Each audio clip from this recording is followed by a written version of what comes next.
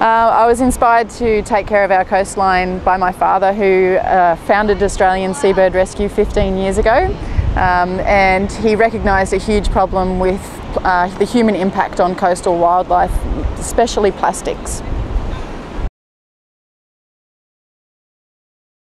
Australian Seabird Rescue was founded in 1992 and began as a rescue organisation specifically for pelicans and seabirds that were trapped in or entangled in fishing line and hooks and injuries relating to those fishing line related injuries. And over the years, each year we've gained a new skill, and now we respond to all kinds of wildlife strandings on beaches, from dolphins, whales, seals, and in the northern coast, our northern branches in New South Wales also specialise in sea turtle rescue and rehabilitation.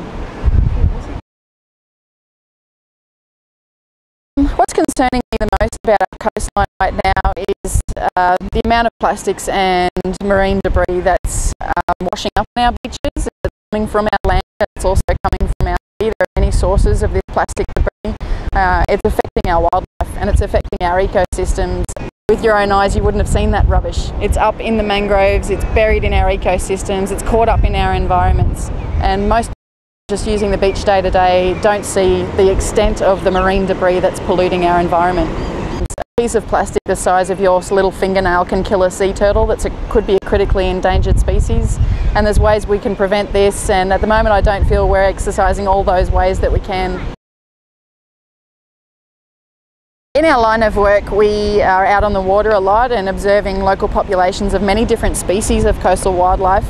Many of these species don't exhibit pain or fear or responses that would indicate that they had any kind of injury. So most people might be out there using the river or on the beaches and may see a seabird that could be very close to death but may not appear that way. That's what concerns me the most, and it's what people don't see very often if they haven't been trained to look, or there's many injured animals out there that don't appear to be injured at the first sight. I guess I'm really fortunate to have had many experiences where I felt like I've made a difference and made a positive change in our environment. Many of those experiences relate directly to the rescue of pelicans, and in my daily activities I would respond to a pelican that has been reported to have fishing line entangled around it. It may have wing injury, it may be bleeding, it could be very distressed, and it's very rewarding to be able to go and pick that bird up, rehabilitate it at our sanctuary and release it again. And that release moment when we let that animal go back into the wild is really something special, and it's really what keeps me going the next day.